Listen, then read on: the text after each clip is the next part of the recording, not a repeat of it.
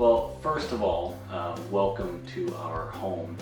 What the audience probably doesn't know is that Josiah is one of my favorite people on the planet of all 7.3 billion of you, and we're grateful to be able to share a few thoughts, comments, and hopefully helpful tips on personal money management during our short time together. It seems like a really good segue generally into money management is the question, so how did we run our household finances over the past almost 32 years now? And what my wife and I discovered literally the week that we came back from our honeymoon over 30 years ago was that the right method for us was taught by Dave Ramsey at the time, and it was to manage our household with a cash budget. Some of you have heard this before, some of you hadn't. So we literally had 4 envelopes in my wife's purse that covered entertainment and groceries, other cost of living, and clothing. Those were our 4 categories where we found that we were spending the most money on a regular basis in running our household. Every Friday, a certain allotment of cash was put into those envelopes. And I'm looking forward to doing the math on this, but now that we are 30 years later, we have saved hundreds and hundreds and hundreds of thousands of dollars by not reaching for credit cards and not reaching for our checkbook. So here's what you need and what Rose and I were able to do. You need a really flexible system. So for us, how much more flexible can you get than cash and envelopes?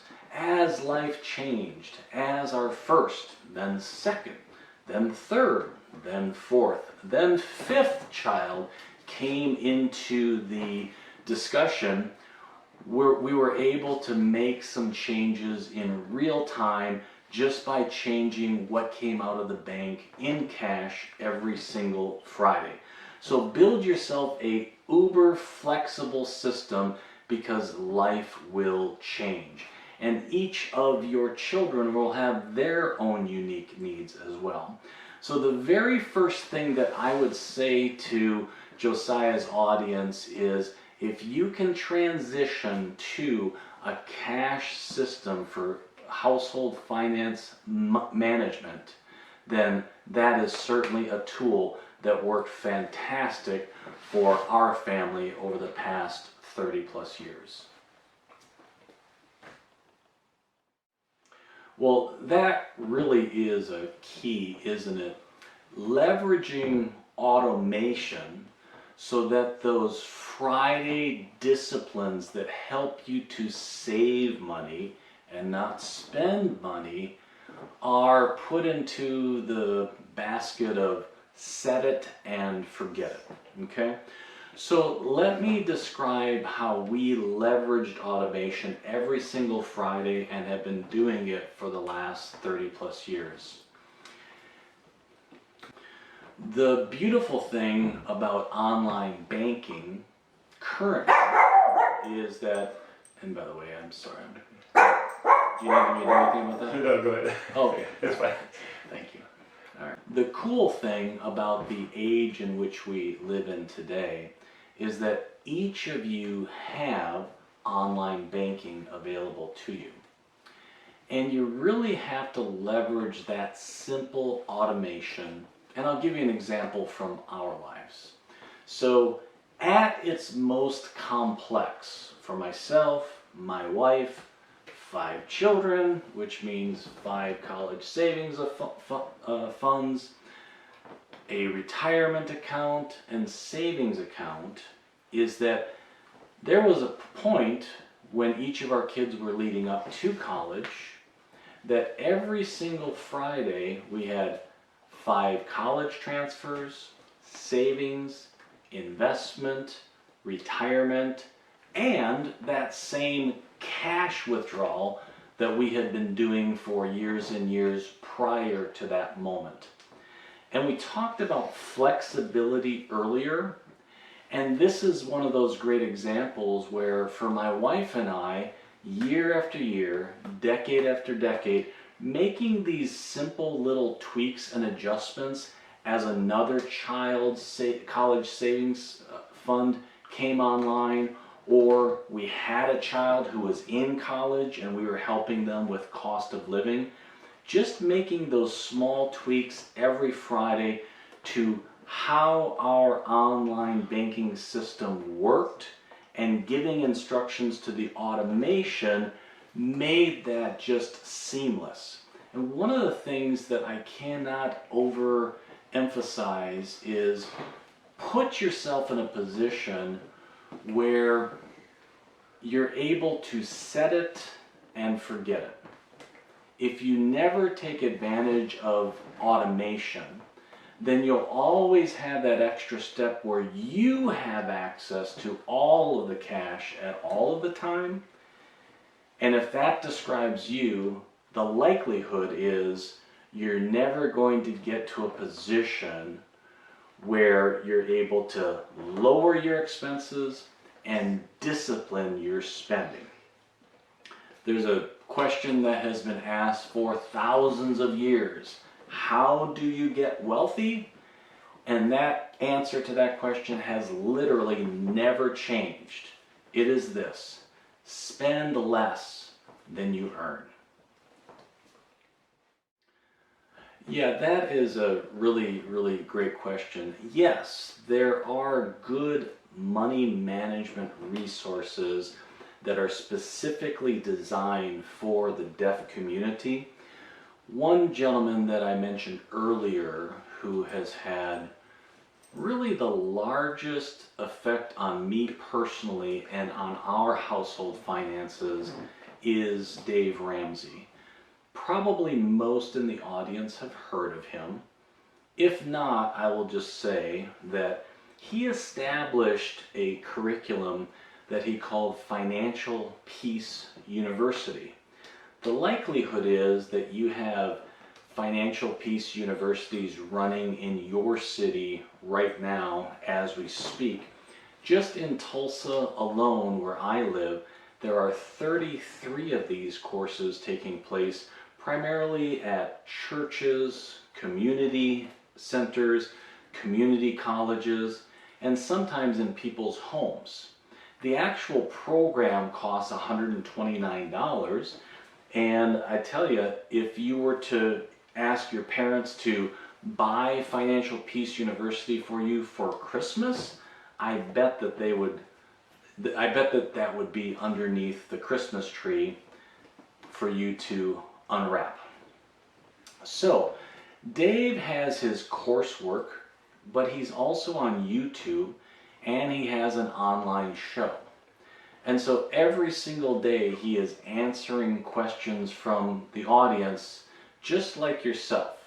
And he's answering all sorts of super practical day-to-day money management questions. His mantra is real simple: eliminate debt. And that's his first target, working with persons like yourself. So if you go to his website, just Google Dave Ramsey, you're going to find that there's a 3-minute free assessment, and it's going to instantly give you a sense of where you stand financially today.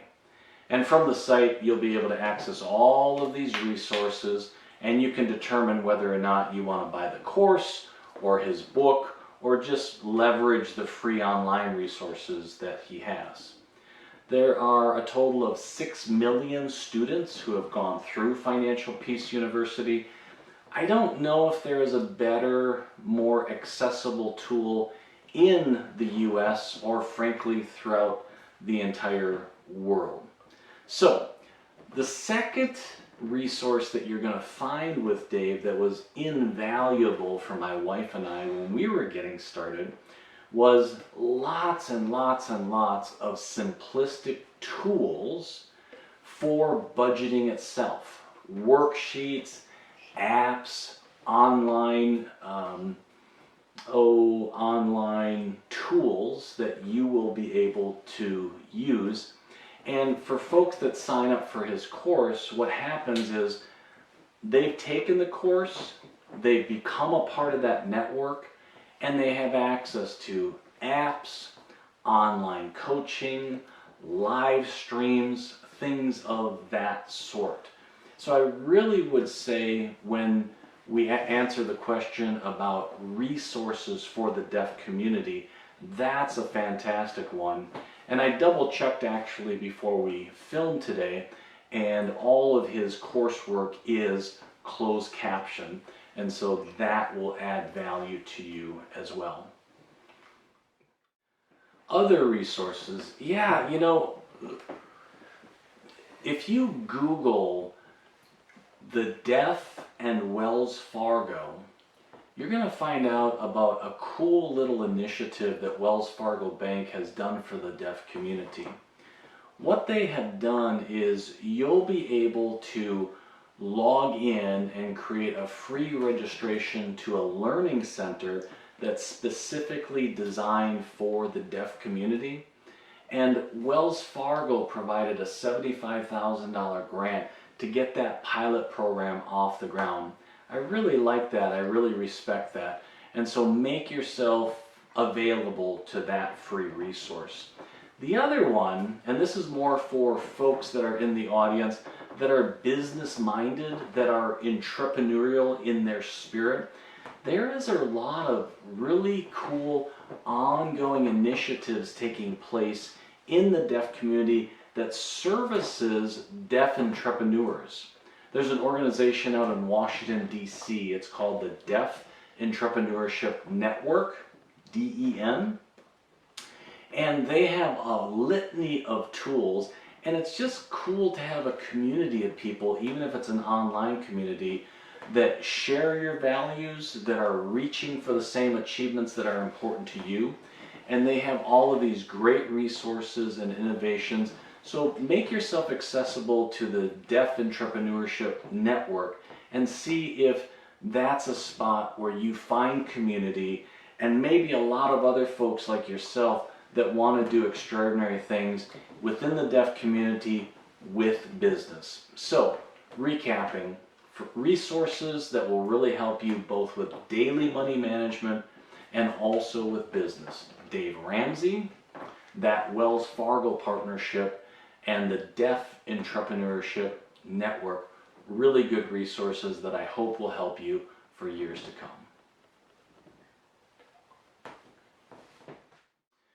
Yeah, I think that's a great question, and I do think we should talk about that just for a few minutes. Scams have never been more universal, not only in the United States, but all across the globe. And a lot of that has to do with the internet. And so it doesn't matter what population you're in or what country you're in, everybody is attempting to get into your pocketbook. And so with that said, I was thinking specifically earlier about the deaf community and the fact that we would, Josiah, is the right frame translate? What is the right frame for what we're doing here? Interpreting. Okay. That I'm interpreting today. Yeah. Thank you. Mm-hmm. And so with my friend Josiah here interpreting this conversation, I thought I would lay out a framework for a few very specific scams that I want you to be aware of. The first one is this. Don't be scammed by something called the lottery for the deaf. It doesn't exist. So if you ever see anything with that language in it, it's a scam.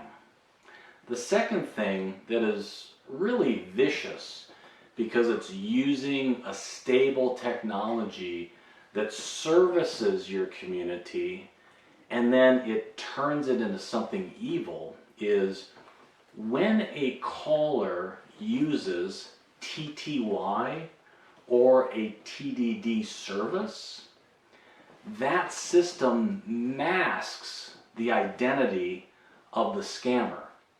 And so what is becoming more and more popularized is a scammer using those systems so that at the end of the day, they can't be identified. So be very, very, very cautious when using those.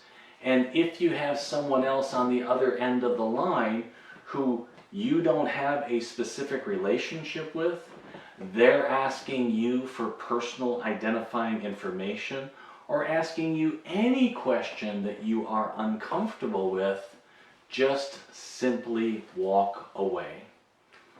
The third space, which once again is a terrible misjustice, is you have scam nonprofit organizations that are popping up inside of the deaf community, and they are trying to get you to donate to a charity that doesn't exist, claiming that you share a community with them and that they're doing good work for the deaf community.